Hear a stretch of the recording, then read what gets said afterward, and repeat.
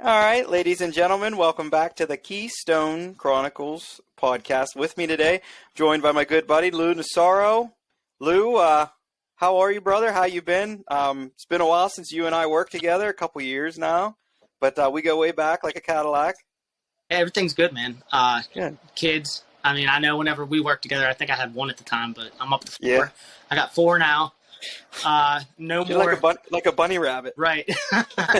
Right. We got our little basketball team kind of thing brewing.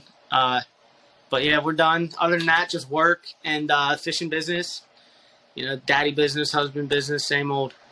Yeah. Yep. A busy life, man. Yeah. It's a busy life. Yeah, constant. So, what was the idea for the business, man? And I want you to go down the road of how you got into it. I know you've always been kind of business minded, but the leap of faith. What made you decide you wanted to try this out? And just talk about your background in the outdoors. You know, how you were brought up into it. If your mom, dad, grandfather, anybody around you was your mentor.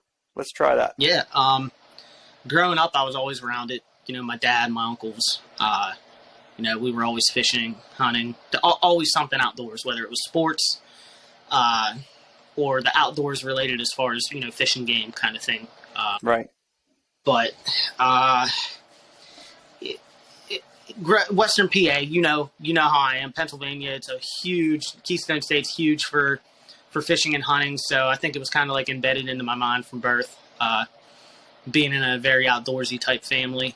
So I think that's what kind of drove me from day one, just always being involved outdoors. Yeah. Yeah. A lot of waterways in Pittsburgh area too, that helps a lot. And then obviously, the Big Lake's how far is the ride up to Erie and the surrounding areas up there? So from me, I'm in Chippewa Township, kind of basically right by Conway Yard. It takes me about an hour and a half, depending on where I'm going. The farther south I am, obviously the closer. If I start heading up to the mouth, which is obviously north, I might get into like an hour and 45 minutes-ish. But, most of the trips up there, as far as elk and walnut go, hour and a half, hour and 40-ish minutes. If I head over to the east end, the Mile Creeks and everything, obviously it's a little bit longer. You got to hit the highway up there and head east towards New York. Right. Well, man, you've been spoiled up there too. It's a little bit of a ride for me. So like for a day trip, it's a little bit of a ride. I mean, we've done it, but how often do you make your way up towards Erie and surrounding area? So, I was fortunate I could go yesterday with 4 kids. And then our work schedule, it's not easy getting up there. I try to plan stuff out with the wife and between the kids, because that's a long day if I get to go up there for a day. Yeah. And the wife at home with 4 kids, they're 2 of them are under 2 years old. Right. 4-year-old and a 6-year-old. It's rough. So I don't get to go up as much as I used to, but I'd say a handful of times a year at least. I go up. There's a couple benefits I go to every year. One's for a guy that I knew that he had passed from COVID. They had it the past 2 years, I believe. Jeez. Then a couple of the bait shops up there, I try to make it up. I'm selling in New York right now at one bait shop, Tar Fishing. Bruce Kowalski at Tar Fishing. He basically makes a phenomenal rod, but he just opened up his new store. So he's selling my products out of there. And then a couple other local shops are getting into it. But basically, definitely try to get up there as much as I can. So as far as your season goes, I just want to hear about some of the fish that you caught. Oh, yeah. How was your year? Because I've seen some pictures, but I just want to kind of put it in words here. Yeah, so we're just getting around. Like they had a little bit of a melt this year, or freeze this year. But the fall was absolute fire this year, man. It was ridiculous. Got to fish Oswego Dam for salmon this year with my buddy Mike. we hammered them there. I probably caught the biggest hen I've ever seen in my life. And not just to say that to like toot the horn kind of thing, but when our buddy who guides brought us, he had a couple cancellations. So he called and he was like, look, man, I have the boat up here. He has a drift boat. Yeah. I'm up here. He said, I don't have anybody calling to fill it. If you guys want to come up, you're more than welcome. I'm going out to fish. So we jumped on. We're like, hell yeah, we want to. Yeah, right. So, him as a guide, he's been doing it for, I don't know, maybe X amount of years. When I hooked onto that thing, it felt like a cinder block.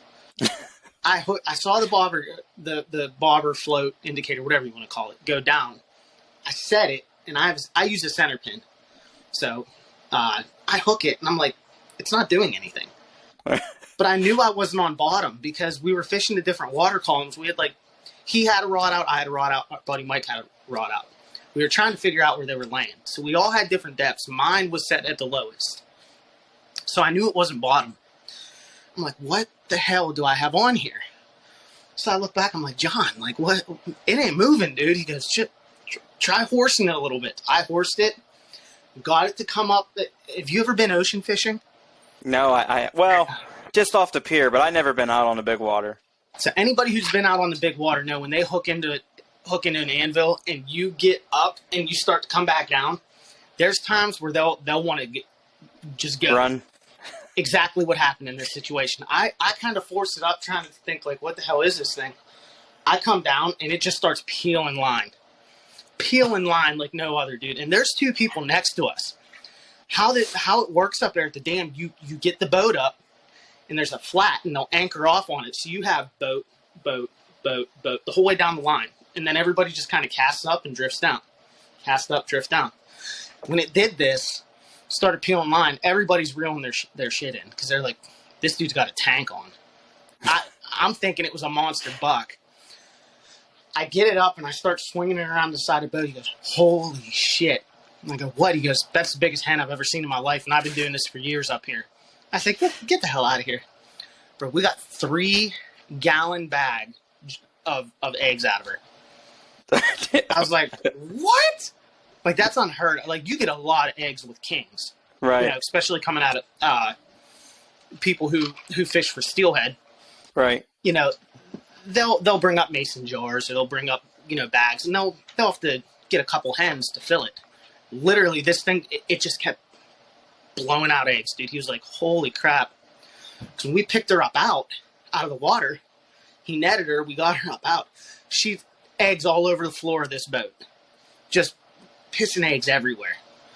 And we ended up getting them all. We got roughly not 3 full bags. We got about just over 2 bags out of one hen. It was absolutely insane. I've never seen that before.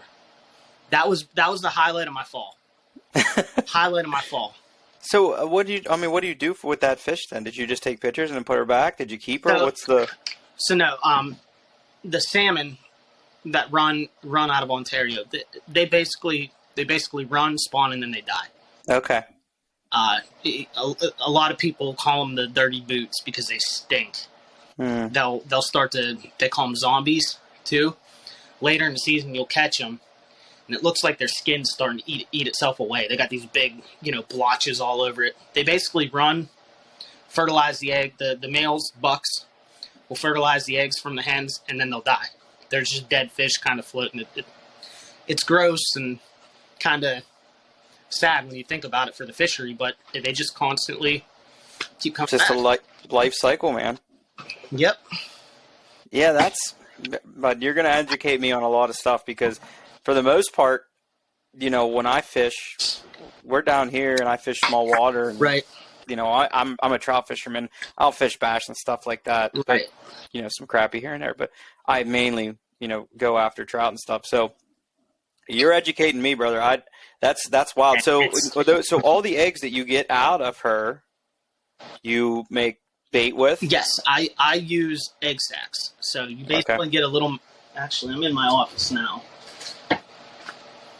This is Spawn Net. You can get Atlas Mike. There's all kinds of brands, but right. They come in little squares like this. You just lay it flat, throw the eggs in there, and then you'll just kind of form them around. So there will be like a little ball at the bottom. You twist it a couple times, throw some magic thread over it. Magic thread's just a thread that cinches itself. I got you. Pull it, and then it's just a little ball of eggs.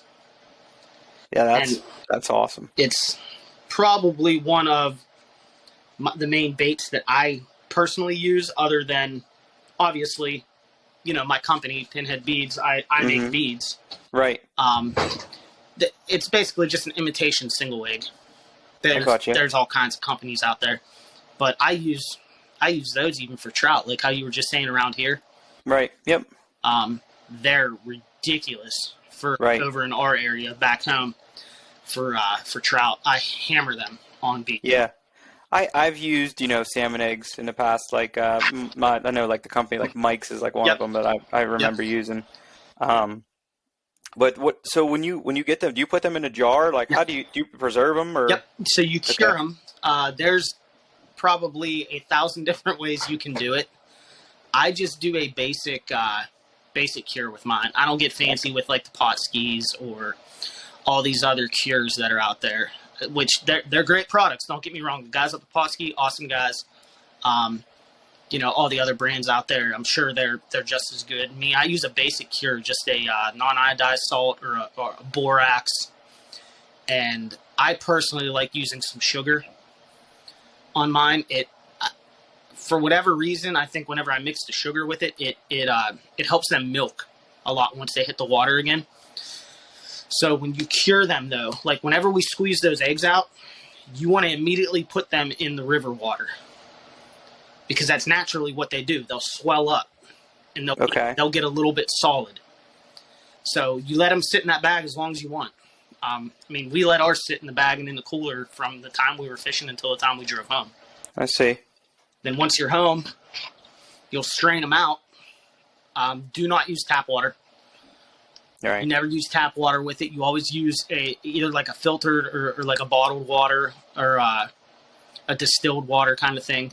Mm-hmm. There's just too much chemicals in the water we get out of our drain. Yeah, for sure. It'll mess your eggs up. Mm.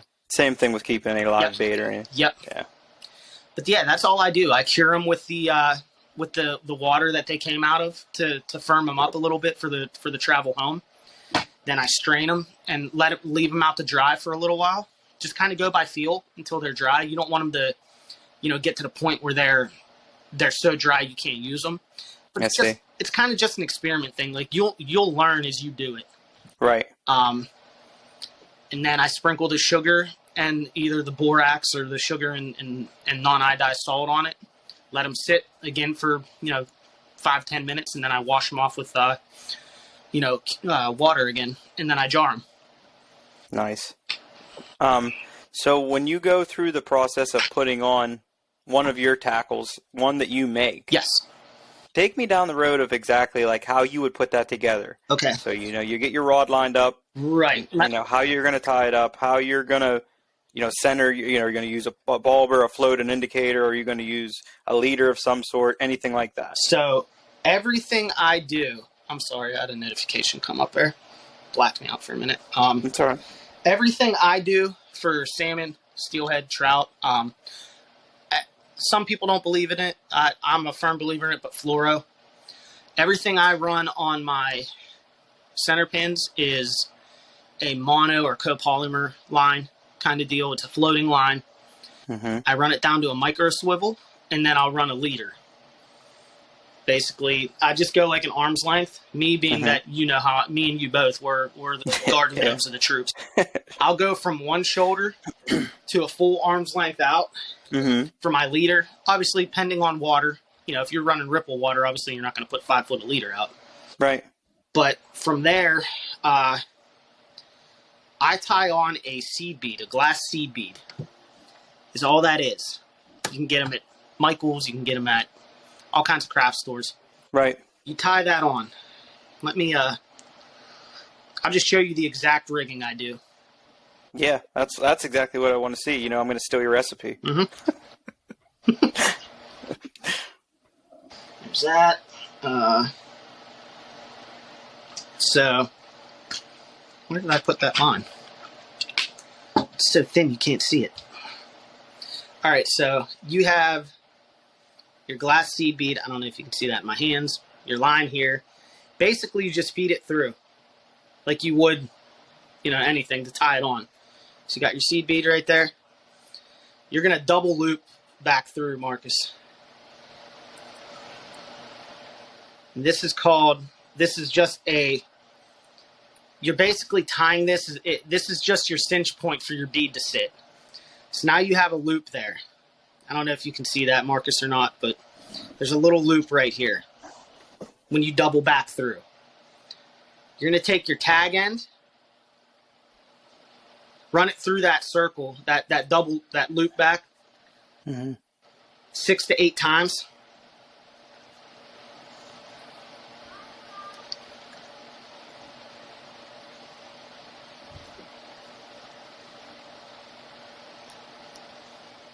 And then when you cinch this down, if you look as I do it, it's like a figure 8 over that bead. I see. You just want to keep it centered. That way it doesn't leave a weak point on either side. All right. That's set. That ain't going to move. From there, basically just tie your hook. However, there's a million ways to do that also, as everybody knows different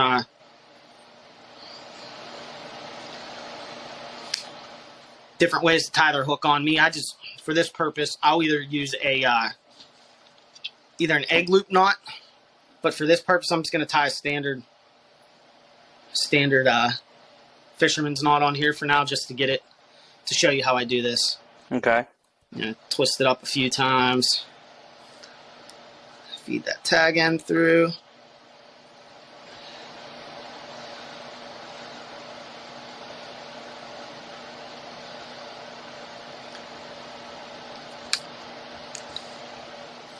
There we go. So you got hook. Yeah. And then there's your bead. I got you. I try to go 2 fingers. In between there. In between. Technically, so right now in PA, you're allowed to fish beads. Before, it was like this big controversial thing where, I never had a game warden ever ask me. But, now legally, per the rules, you are allowed. But I want to say it's 2 or 3 inches. This bead can't be set all the way up here and your hook be down there, because in theory then they hit this up here, or you're dragging that bead through there and it gets them and then you yank, you're flossing them. Yeah. The closer the better. Now when you say flossing them, like foul hook, I got you. Yeah, you'll get a lot of, I think, a lot of people up in the area, you know how it is with the Russians, Ukrainians, they come up there with a lead anvil and then a hook with one little piece of thread on, and then you see them just ripping through and get them on the dorsal or the pec. Size 2 hook. Right. Turtle hook. Right. Gaff. That's basically all I do for my setup though, Marcus. And then from there I have the beads I make. They come in a strand like this. Just twist one off. And you just feed it on like you would be putting any bait on. Pull it up over the eye. And then when you get to that seed bead, kind of pinch it into the middle of it. And there it is. That's all there is to it. When it comes down drifting, they'll hit that. When you pull up, I can count on one hand. I've been doing this for, I don't know, 8 years maybe now. Yeah. Bead fishing. A lot of guys will say, "Oh, you're hooking them on the outside of the jaw or up on top of the nose." Bro, if you rig this right, you will never catch them outside of their mouth. It'll always be in the top part of their mouth, right in the side. Now, so, I mean, I'm just kind of fascinated that they're actually biting your leader, and you just have a couple inches, and then, so does that give time for the hook to set, or what's Right. So as your bobber's drifting down, when it comes down, that's obviously the take of the bead. So this is coming down through the water. I see. They take this, and whether it's just a quick move out of the way, you know how they mouth stuff, and then they'll just come in and out. That little tick of your bobber, when it moves and you come and set, it basically is enough time for you to get it to come through. You'll pull it back out of them, and then this will go right where it was in their mouth. Wherever they brought this, you set your hook, that's where your hook's going. Like I said, I'd say at least 90% of the time I hook, it's in the top part of the mouth. The other times you're usually catching them right in the corner. That's a new form of fishing for me, but I never even knew about it. So yeah, like I said, this is a great conversation for me because you're educating me on other forms of fishing that I don't know of, and that's wonderful. Bro, this is deadly up in Erie. Deadly. You. And again, these are soft beads. There's hard beads. There's like plastic beads. There's glass beads. There's acrylic. I mean, there's so many different companies out there that get into the bead business, but everybody has their own twist at it. Right. So that's why I got into it. Now, do you think, because this is something I've talked to a lot of people about, and some guys agree with me, some people not so much, but like, do you think that they prefer certain colors? I think the watercolor has a lot to do with it. Just like we were talking before this with fly fishing, darker water, you got to get something that's going to show that shadow. You got to get something that's going to show that profile. How I do it, whether I'm fly fishing or center pinning with beads, whatever, I open my box and I'll hold it out in front of me with the water there. Whatever's popping to me, whatever colors are really popping to me right there, that's what I'm throwing. That, to me, I follow a couple people on YouTube. They're from out west, the steelhead and salmon out there. All of those guys say that. When you get to the river, to the creek, to the lake, whatever you're doing, if you're worried about what color to throw or what size to throw,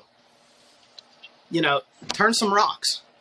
If you're at the creek and you don't know what to throw, go turn some rocks before you even get your line in. See what bugs are there. Yep.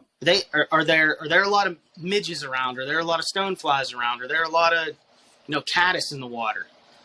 Figure out what's there. What colors are there, are prone to being in that area, and go for it. But that's how I determine color. Yeah. Yeah, I go, the same route too. And then when I talk to individuals that are, more or less artificial lure spinning or stuff like that, I've always been told, and I've followed it, I don't know how well it works, but when the water is darker, you go with like a more bronze or a darker lure, and then like a lighter color, silvers and chromes and stuff like that. But the route that you're going, when those eggs come out, what color are they when they're first? This is actually what I call my natural yellow. Okay. If you give me 1 second, I'll actually go get fresh eggs out of my fridge right now, and I'll show you how close they are to this. Yeah, let's do it. Give me 1 second. Yep, no problem.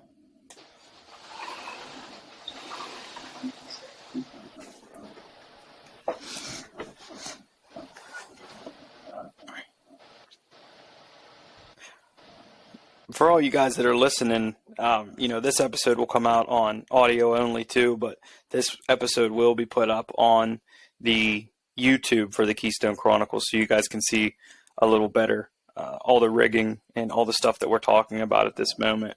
So it won't be too long, and you'll be able to see all that stuff a little easier on there. All right, I'm back. So now, these are cured eggs. So they're a little bit darker, being I use brown sugar on these, but those are actual eggs. Okay. So they're, like I said, they are a little bit darker. Let me see. How can I turn this around?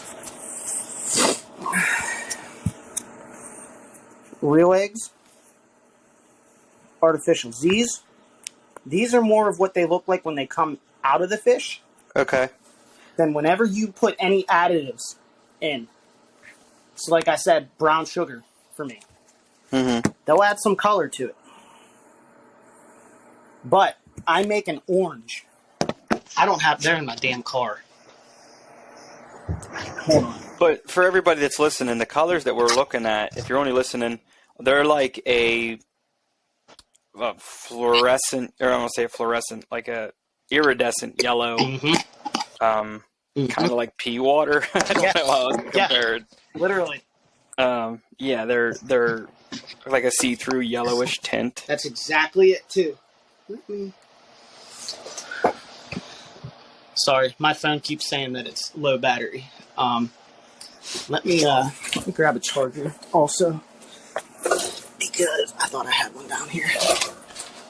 But yeah, next I'd like to talk about your rod setup, Lou. I want to go down the road of, and I don't know if you use custom rods. Is there a certain rod you prefer? So again, I know I mentioned them, Tar Fishing. They're out of New York.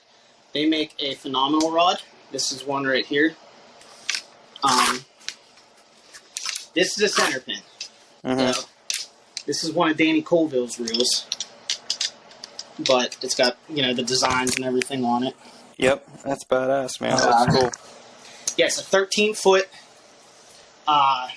medium action, usually for salmon steelhead.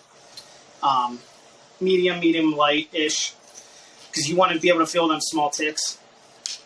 This rod, like I said, this is an 8-16 leader. So this is definitely steelhead, salmon. 13 foot. Like I said, it's big. Yeah. It's big. So do they, now maybe all of a sudden I'm asking you this, but is that something they'd refer to as like a noodling rod? So float rod basically is, float rod is what these are. Noodling rods are a little bit different. But they're very similar. So like a noodle rod, I actually have one of those over here. Let me find it. Right here. This noodle rod is a 10-6. Okay. So technically, I do think they make noodle rods as big as those, like that 13-footer I have. But I don't get into that too much. I've never been big into spin fishing for steelhead. When I first started going, I was always with my fly rod. Right. And then I kind of ventured into the center pin aspect of it down the road. But yeah, those are my setups. I mean, it's nothing like crazy that you wouldn't really see out there. Right. Fly fishing. Fly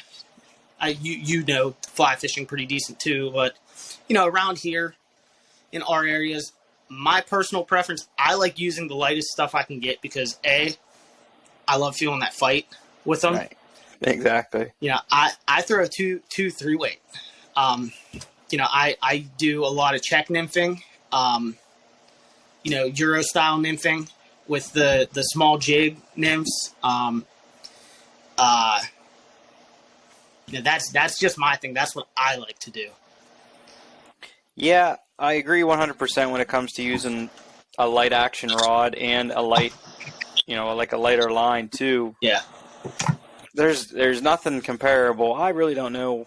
Maybe there's a reason, and then even somebody could educate me, but why somebody would want to use like something that's not a lightweight or, a medium action or, a stiff action. I don't really understand. Now, maybe for ocean fishing, I don't know. Yeah. So like, I have one of my ocean rods right over here because right. I used to live in Florida, but right. That is all you need the backbone. You need right. the backbone. Those fish in the ocean, unlike what we have up here, right? They don't do so. Like how it is with trout. You'll get that little bink. They don't play that game in the ocean. It's right. I see food, you're going in my mouth and down my throat. Period. End of story. There's no, yeah, that tastes good. I'm going to take it now. It's, you go out for grouper or snook, reds, yellowtail, something. It's full blown. You look good. I'm going to devour you now. Right. And it's gone. Yeah. So they're not finicky, as I said. No. Right. No, they just devour stuff, and you got lines screaming. Yep. So that's where I think the big, backbone reels are needed when you get into that kind of species of fish. Trout, even salmon, they take it and they're gone. So that's why, that rod compared to, a noodle rod, you look at them, they're this big around. They're real, you give it a little wiggle and it's like, boing. That rod, not so much. Right. That's what I like. You're dealing with a, 20-pound fish, right, or more. If you get into an absolute tank, little different ballgame. Right. Now, as far as if you were to talk to me, I'm a beginner on that game. So you're going to load me up. You're going to take me to the lake with you, or I don't say the lake. You're going to take me with you. We're going to go steelhead. Right. We're going to go salmon. Right. So let's go down the road of what should I bring? What should I expect? So me, I fish the tributaries. Obviously, a good pair of waders, good pair of boots. You're going to put the miles on.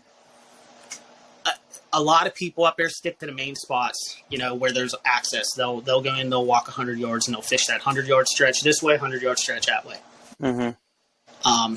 And I'm not knocking those guys. They catch fish, To each is their own, right? Right. However you're going to catch fish, and if you keep them, more power to you. Me, I personally don't.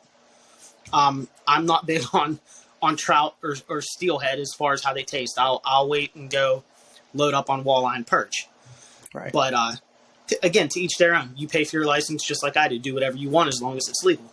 Right. As far as going fishing, though, waders, boots, a good jacket. Because up there, it might say that it's a high of 40, 45. I think today was like in the 40s.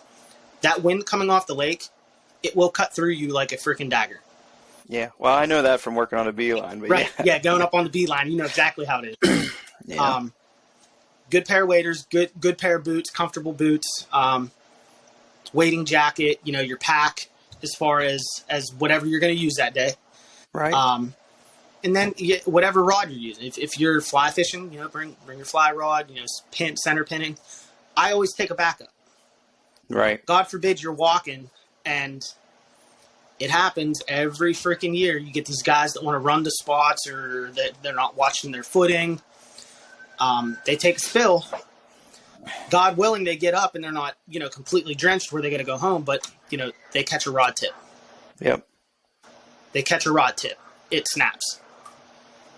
So that's why. Yeah, it doesn't take much to do it either. You think as many times as you poke your rod into something that they're pretty tough, but it doesn't take much. No, it doesn't. Not at all. So, so I would I would bring that stuff with me, and we would go fish trib, and like the spots that you fish, like how big is the water as far as like the trib? Can you walk across it, or are you going to get swept away, or you know what I mean? Yeah, you can absolutely can. Erie, PA. What is going on outside in my yard? Marcus, hold on. I got to go real quick. Yep.